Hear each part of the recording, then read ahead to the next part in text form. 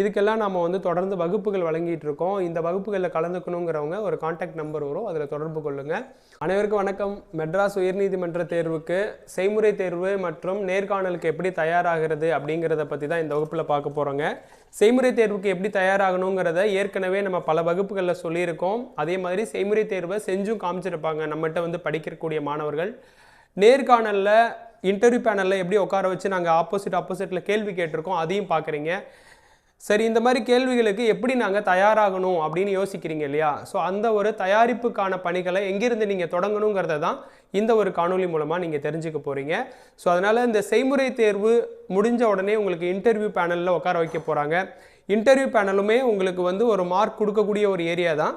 ஆனால் அதுக்கு நீதிபதிகள் உங்களுடைய ப்ரெசன்ஸ் ஆஃப் மைண்டை செக் பண்ணுற மாதிரி பல கேள்விகள் முன் வைப்பாங்க. அது வந்து எங்கேருந்து ஆரம்பிக்கும் அப்படின்னா, நீங்கள் செல்ஃப் இன்ட்ரோ கொடுப்பீங்க, அங்கேருந்தே அது ஸ்டார்ட் ஆகிடும்.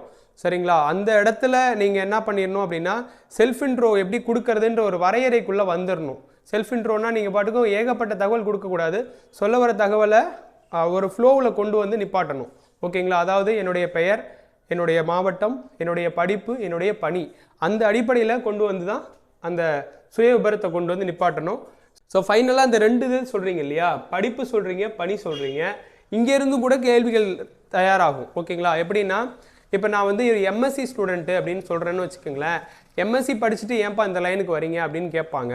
இல்லை எம்எஸ்சி படிச்சுட்டு ஏன் இவ்வளோ ஒரு லோவர் லெவல் ஒர்க்கருக்கு ட்ரை பண்ணுறீங்க, வேறு ஏதாவது ஜாப் நேச்சர் ட்ரை பண்ணலாமேன்னு கேள்வி வரலாம். இல்லைனா ஏதாவது ஒரு பணியில் இருந்திருப்பீங்க, அந்த மாதிரி ஒரு 5 இயர்ஸ் நான் ஒர்க் பண்ணேன் சார் அப்படின்னு சொல்லுவீங்க. ஸோ அப்போ 5 இயர்ஸ் ஒர்க் பண்ணேன்னா நீ ப்ரைவேட் வேலையை பார்க்க வேண்டியது, ஏன் அங்கேருந்து ஸ்கிப்பாக இங்கே வரீங்க, என்ன ரீசனு, அந்த கம்பெனியில் என்ன ப்ராப்ளம் அப்படின்னு கேட்பாங்க. அப்போ அந்த கம்பெனியில் நடந்த ப்ராப்ளத்தால் வெளியில் வந்தால் சொல்லக்கூடாது, உங்களோட பேஷனுக்காக வந்த மாதிரி வேணால் நீங்கள் சொல்லிக்கலாம். சில பேருக்கு கேள்வி உங்களோட பேர் சொல்கிற இடத்துல கூட தொடங்கும். ஏன்னா பேரில் இப்போ பார்த்தீங்கன்னா, ஒருத்தர் என்னிட்ட இன்டர்வியூ வந்திருந்தார். அவர் என்ன சொன்னார், என்னோட நேம் வந்து ஹரிகிருஷ்ணன் சார் அப்படின்னு சொன்னார். ஹரிகிருஷ்ணன், ஓகே, ரெண்டுமே ஒரே மீனிங் தானே அப்படின்னு கேட்டேன். அவருக்கு புரியல டக்குன்னு. என்னென்னா, ஹரின்னா யார், கிருஷ்ணர்னா யார்? ரெண்டுமே அந்த காட் இருக்கு இல்லையா? அப்போ அதாவது ஹரி கிருஷ்ணர் ரெண்டுமே வந்து பெருமாளுடைய அவதாரங்கள். அப்படி இருக்கும்போது அந்த ஹரி கிருஷ்ணன்றப்போ ரெண்டுமே ஒன்று தானே, ஏன் அதை ஒரே பேரை டபுள் டைம் வச்சுருக்காங்கன்னு கேட்டேன். பேரண்ட்ஸ் வச்சுட்டாங்க சார் அப்படின்னு சொல்லிட்டாரு. ஸோ அதோட முடிச்சுட்டு அந்த கொஸ்டின். பட் ஆனால் அந்த மாதிரி உங்களுடைய பேர்லேயே கூட கேள்விகள் வரலாம், ரைட்டுங்களா? அதனால் நீங்கள் அந்த சுய விபரம் கொடுக்கும்பொழுது அதை பற்றிய முழு தகவலும் உங்களுக்கு தெரிஞ்சிருக்கணும். நீங்கள் என்ன தகவல் அளிக்கிறீங்களோ அதை பற்றி முழு விவரமும் தெரிஞ்சிருக்கணும். அடுத்த கட்டமாக தான் உங்களுக்கு என்ன பண்ணுவாங்க அப்படின்னா, உங்களோட மாவட்டத்தை பற்றி நீங்கள் சொல்கிறீங்க அப்படின்னா, உங்கள் மாவட்டம், இப்போ ஒருத்தர் வந்து வேலூர் மாவட்டங்கிறாரு அப்படின்னா, இப்போ வேலூரில் வந்து அந்த சிப்பாய் கழகம் நடந்திருக்குது, அதை பற்றியெல்லாம் வரலாறு தெரியுமான்ற மாதிரி கேள்விகள் இருக்கலாம். இல்லை தஞ்சாவூரை சொல்கிறீங்க அப்படின்னா தஞ்சை பெரிய கோவிலுடைய வரலாறை கேட்கலாம், ரைட்டுங்களா? இல்லை வேறு ஏதோ ஒரு மாவட்டத்தை சொல்கிறீங்கன்னா அவங்க மாவட்டத்தில் என்னென்ன முக்கியமான தகவல்கள் இருக்குமோ அது எல்லாத்தையும் தெரிஞ்சு வச்சுருக்கணும். அப்போ தான் அவங்க கேட்க நீங்கள் பதில் கொடுத்துக்கிட்டே இருக்கலாம். ஓகேங்களா? ஸோ அப்போ உங்கள் மாவட்டத்தில் நீங்கள், அதாவது உங்கள் சொந்த மாவட்டம் தான் ரொம்ப முக்கியம். அதுக்கு அடுத்ததாக நீங்கள் அப்ளை பண்ண மாவட்டத்தையுமே தெரிஞ்சு வச்சுக்கிறது ரொம்ப முக்கியம்.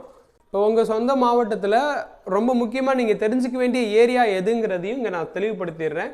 சுதந்திர போராட்ட தியாகிகள் இருப்பாங்க, எல்லா மாவட்டத்துலேயும் ஏதாவது தியாகிகள் இருப்பாங்க. அதில் எஸ்பெஷலாக வந்து வெளி உலகத்துக்கு தெரியாத தலைவர்கள் இருப்பாங்கல்ல, அவங்கள பற்றி நீங்கள் கொஞ்சம் தெரிஞ்சு வச்சுருக்கணும். ஏன்னா வெளி உலகத்துக்கு தெரிஞ்ச தலைவர்கள் எல்லாருக்குமே சொல்ல தெரியும், வெளி உலகத்துக்கு தெரியாத தலைவர்கள் இருப்பாங்க, அப்போ அவங்கள பற்றி உங்களுக்கு தெரிஞ்சிருக்கணும். அந்த மாதிரிலாம் கேள்வி இருக்கும்.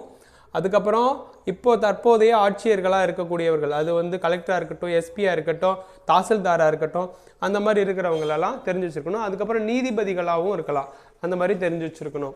அதுக்கப்புறம் இயற்கை அம்சங்கள். இப்போ ஒருத்தர் நம்மகிட்ட இன்டர்வியூ வந்திருந்தார். நான் என்ன கேட்டிருந்தேன், அவர் வந்து தருமபுரி டிஸ்ட்ரிக்கு.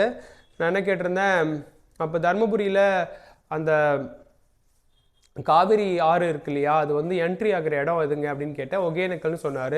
இல்லை அதுக்கு முன்னாடியே ஒரு லொக்கேஷன் இருக்கும் அப்படின்னு கேட்டேன். ஆமாம் சார், பிலிகுண்டுலுன்னு சொன்னார். பிலிகுண்டுலு எங்கே சார் இருக்குதுன்னு கேட்டேன். பிலிகுண்டுலு வந்து தர்மபுரியில் தான் இருக்குதுன்னு சொன்னார். ஆனால் ஆக்சுவலாக பிலிகுண்டுலு வந்து பார்த்திங்கன்னா தர்மபுரியில் கிடையாது இல்லையா, அது வந்து கிருஷ்ணகிரியில் வருது. ஸோ அப்போது அந்த மாதிரி அப்போது அதிலே கேள்விகள் கேட்கும்போது என்ன பண்ண வேண்டியது இருக்கும்னா, நீங்கள் உண்மையிலேயே அந்த தகவல் தெரிஞ்சு தான் சொல்கிறீங்களா இல்லை தெரியாமல் சொல்கிறீங்களான்னு சொல்லிடக்கூடாது. ஸோ அதுதான் வந்து இங்கே இயற்கை அம்சங்கள்னு சொல்கிறோம். அது மாதிரி உங்களை என்ன வகையில் வேணாலும் கேட்கலாம் இயற்கை அம்சங்கள் அப்படின்னு, நீங்கள் ஆனால் சரியான தகவல்கள் அளிக்கணும். அதுதான் விஷயம். அடுத்ததாக செய்தித்தாள்கள் அப்படிங்கிறது ரொம்ப முக்கியங்க. கண்டிப்பாக நியூஸ் பேப்பர்ஸ்லேருந்து கேள்விகள் இல்லாமல் இருக்காது. அதுக்கு நீங்கள் மேக்ஸிமம் எந்த நியூஸ் பேப்பர்ஸை ரீட் அவுட் பண்ணால் நல்லா இருக்கும் அப்படின்னு கேட்டிங்கன்னா தினமணியும் தமிழ் ஹிந்துவும் ரீட் பண்ணுங்கள். இல்லை இதுக்கு மேலே ரீட் பண்ணணும் அப்படின்னா பெருசாக எதுவும் பண்ண தேவையில்லை. பட் ஆனால் இந்த 10th லெவல் எக்ஸாம் போகிறவங்க என்ன பண்ணலாம் அப்படின்னா, இந்த 10th லெவலில் ஒரு ப்ராக்டிக்கல் கொடுக்குற மாதிரி இருக்கும். அது என்னென்னா இந்த மாதிரி குறுக்கெழுத்து புதிர்கள் வரும். இது வந்து தினத்தந்தி பேப்பரில் டெய்லி வந்துட்டுருக்கோம். இந்த குறுக்கெழுத்து புதிரை நீங்கள் ட்ரை பண்ணி பார்த்துட்ருக்கலாம். ஸோ இதுக்காக வேணால் நீங்கள் தினத்தந்தி வாங்கலாம். ஓகேங்களா? ஸோ அது மாதிரி அப்போ நியூஸ் பேப்பரில் வரக்கூடியதில் நீங்கள் மேக்ஸிமம் எதை கவர் பண்ணி படிக்கணும். ஒரு டிஎன்பிசி ஆஸ்பிரண்ட் மாதிரி இல்லாமல் நீங்கள் படிக்க வேண்டியதெல்லாம் கொஞ்சம் வித்தியாசமாக. எப்படின்னா, நீதிமன்றத்தினுடைய தீர்ப்புகள் கம்பல்சரி நீங்கள் தெரிஞ்சு வச்சுருக்கணும். அதுக்கப்புறம் நீதிமன்றங்களில் என்னென்ன புது புது நியமனங்கள், புது ஹைகோர்ட்டுடைய நீதிபதிகள், சுப்ரீம் கோர்ட்டுடைய நீதிபதிகள், மாவட்ட நீதிபதிகள் நியமனம், இதை பற்றிலாம் தெரிஞ்சு வச்சுருக்கணும். ஏன் நான் டிஎன்பிசி ஆஸ்பிரண்ட் அளவுக்கு படிக்க தேவையில்லைன்னு சொன்னேன்னா, உங்கள் சொந்த மாவட்டத்துடைய நீதிபதிகளோட பேர், அப்புறம் அங்கே நடந்திருக்கக்கூடிய சமீபத்தில் முக்கியமான தீர்ப்புகள் நடந்திருக்கும். இப்போ திருநெல்வேலி நீதிமன்ற வளாகத்திலே ஒரு அசம்பாவிதம் நடந்தது. அது மாதிரிலாம் நடக்கும் பொழுது அது எங்கே நடந்ததுங்கிறதுலாம் கேள்வியாக வரலாம் இல்லையா? அப்போ அந்த மாதிரி வந்து அந்த மாவட்டத்தில் நடந்திருக்கக்கூடிய மிக முக்கியமான ஒரு தீர்ப்பு, அது சார்ந்த ஒரு நிகழ்வு அப்படிங்கிறதெல்லாம் தெரிஞ்சு வச்சுருக்கணும். இப்போ புதுக்கோட்டை மாவட்டத்தை சேர்ந்தவங்களாக இருந்தீங்கன்னா, அந்த வேங்கை வயல் விவகாரத்தில் எந்த நீதிபதி தலைமையில் குழு அமைச்சிருக்காங்க அப்படிலாம் தெரிஞ்சு வச்சுருக்கணும். அந்த மாதிரிலாம் அந்தந்த மாவட்டம் சார்ந்த தகவல்களும் தெரிஞ்சு வச்சுருக்கணும். அது மட்டும் இல்லாமல் செய்தித்தாள்களில் அதுக்கு மேலே என்னென்ன தகவல்கள் வரும்னா, மாவட்ட அளவில், தேசிய அளவில், சர்வதேச அளவில் முக்கியத்துவம் வாய்ந்த தகவல்கள் நிறைய வரும். ஸோ இந்த மாதிரியான விஷயங்கள்ல அங்கங்கே கொஞ்சம் பார்த்து வச்சுக்கிறது நல்லது. இதுக்கெல்லாம் நம்ம வந்து தொடர்ந்து வகுப்புகள் வழங்கிட்டு இருக்கோம். இந்த வகுப்புகளில் கலந்துக்கணுங்கிறவங்க ஒரு கான்டாக்ட் நம்பர் வரும், அதில் தொடர்பு கொள்ளுங்கள். ஸோ இது மாதிரி மேலும் ஒரு தகவலோடு உங்களை சந்திக்கிறேன். நன்றி, வணக்கம்.